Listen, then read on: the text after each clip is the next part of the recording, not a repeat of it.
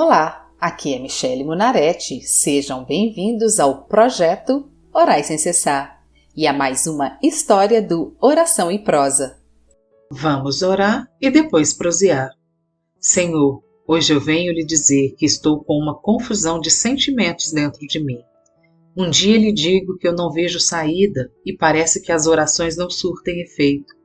No outro dia, oro dizendo que hoje, ao invés de vir à tua presença pedir, chorar, reclamar, venho agradecer, porque o Senhor é misericordioso e o tempo da transformação despontou na minha vida. A verdade, Senhor, é que a minha vida nessa situação que eu estou vivendo está parecendo uma montanha russa, com altos e baixos. O que eu percebo é que ainda não sei lidar com os teus propósitos e me sinto perdida e angustiada.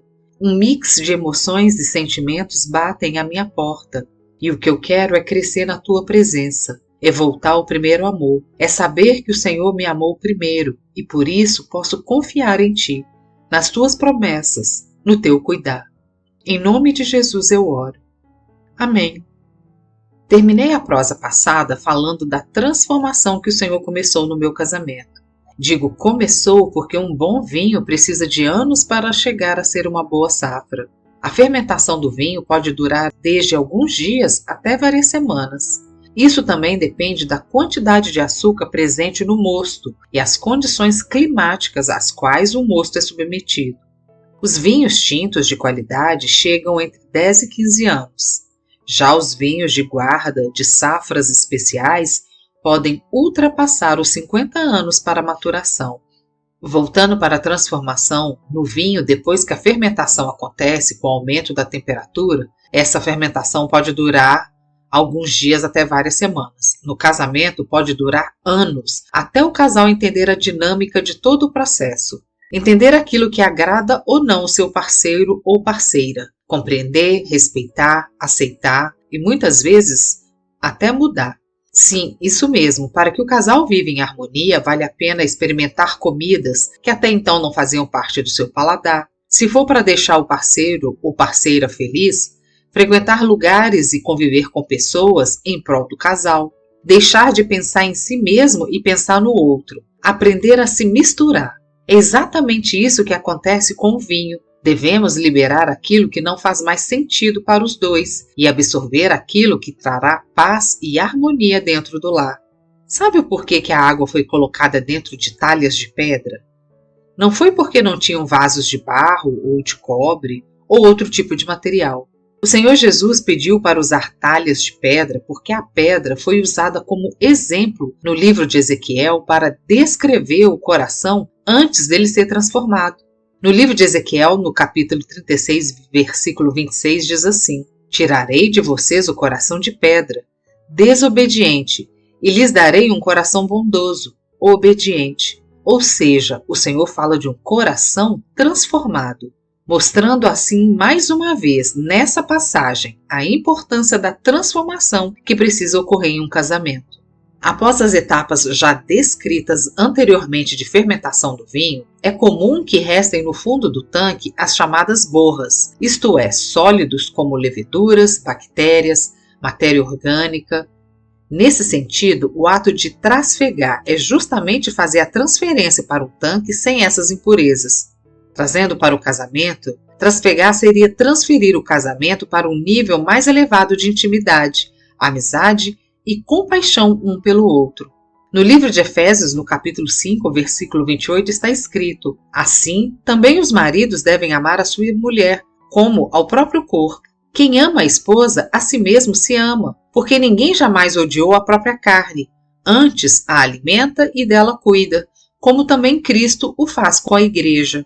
E para as mulheres, no livro de Provérbios, no capítulo 31, descreve bem como deve ser a esposa.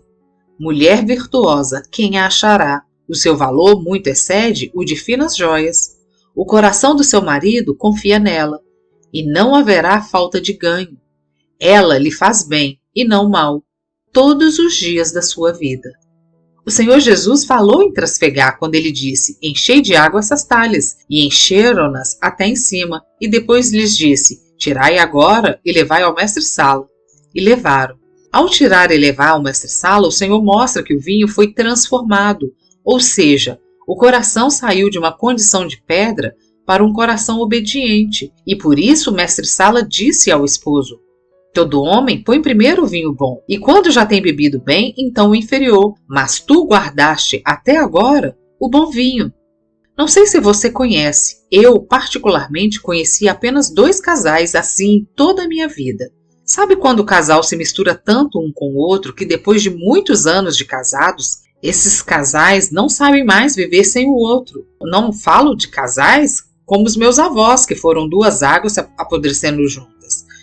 Conheci 2 casais de idosos que, quando um morreu, passou poucos meses, o outro veio a falecer também. Sabe por quê? Porque depois que passou o processo de fermentação, o casal aprendeu a lidar com as diferenças, aprendeu a lidar com as interferências externas, como família, desemprego, beleza, religião, política, futebol, doenças e por aí vai. Liberaram aquilo que agradava o individual e aceitaram aquilo que agrada o casal. Por isso, depois de muitos anos presos juntos, misturados, quando um morre, a vida fica sem sentido para o outro.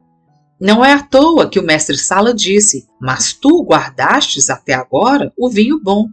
Porque para chegar em um nível de cumplicidade tão grande, a ponto de perceber que a vida não tem valor sem o outro, é preciso anos de maturação. Se os vinhos de safras especiais podem ultrapassar os 50 anos para maturação, assim também será com o casal. Somente aqueles que chegam às bodas de 50 anos ou mais de casados, falo sem fingimentos, não me refiro a 2 águas apodrecendo juntas, mas falo de casais que realmente estão transformando e sendo transformados um pelo outro. Recebe esse título de vinho de safra especial.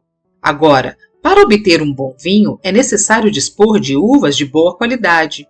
Um conjunto de fatores influencia na qualidade dos frutos. Fatores como situação geográfica, clima, castas, solo, método de plantio e poda.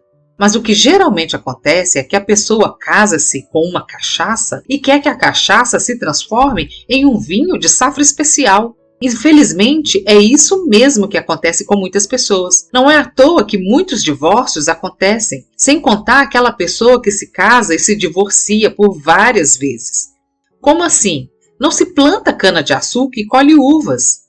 Para o vinho, um dos fatores para chegar a uma boa safra depende de onde a uva foi colhida, qual é a situação geográfica. Então eu te pergunto, onde você está procurando a pessoa que vai ficar preso com você para o resto da sua vida? Outros fatores importantes para o vinho chegar a uma boa safra são clima, castas, solo, método de plantio e poda. Então eu te pergunto mais uma vez, você conhece a família, familiares da pessoa com quem você vai ficar preso ou presa? Quais são os valores, as crenças que essa família tem? Como foi a educação que a pessoa recebeu? Como essa pessoa lida com finanças? Qual é a sua visão de mundo? A sua religião? Digo isso porque devemos diminuir o risco ao máximo que puder. Porque a quantidade de álcool que será produzido durante a fermentação do vinho depende de vários fatores. Alguns deles são a concentração de açúcar inicial do mosto e a temperatura do processo. Mesmo sabendo de tudo isso, a fermentação é inevitável. Haverá dias que você estará profundamente arrependido de deixar de ser livre. Uma vez vi uma mulher pedindo oração a um pastor porque o seu marido a tratava muito mal. E fez várias ressalvas e depois de muito falar, o pastor lhe perguntou: a senhora é a primeira esposa do seu marido? E ela respondeu: sou a 3ª ou 4ª, se eu não me engano. Então o pastor disse: minha filha, precisamos ter cuidado ao casar-se. Mulher nenhuma transforma homem. E isso é verdade, ninguém transforma o outro. É preciso os dois se transformarem juntos. O processo de transformação não acontece sem que um não queira. Por isso, cuidado ao escolher a sua uva. Cachaça é álcool puro, desce amarga e nunca se transforma. Entendeu por que o Senhor precisa estar nas nossas bodas desde a concepção dela? Orar, perguntar a Deus é imprescindível se a pessoa escolhida por nós é de fato a pessoa também escolhida por Ele. Vou falar agora um pouco da composição do vinho, que é formado por 85 a 90% de água, de 7 a 24% de álcool, de 1 a 8% de ácidos, de 1 a 15% de açúcares, sais minerais e orgânicos, compostos fenólicos, aldeídos, éteres e glicerina.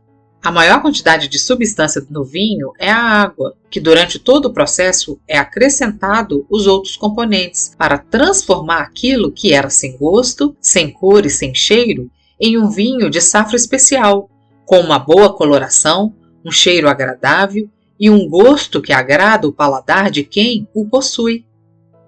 Para terminar, quero dizer que a transformação não é sobre quem preenche os nossos vazios, mas sobre quem sabe criar dentro de nós o seu espaço. Por hoje é só. Acompanhe as próximas histórias do Oração e Prosa. Sejam bem-vindos e acompanhem às segundas e quintas-feiras o projeto Orai Sem Cessar. Se você quer fazer um pedido de oração ou ter acesso a todas as orações escritas e aos episódios gravados, siga a página do Projeto Orai Sem Cessar no Facebook ou entre no site www.projetoraissemcessar.com. Te vejo lá!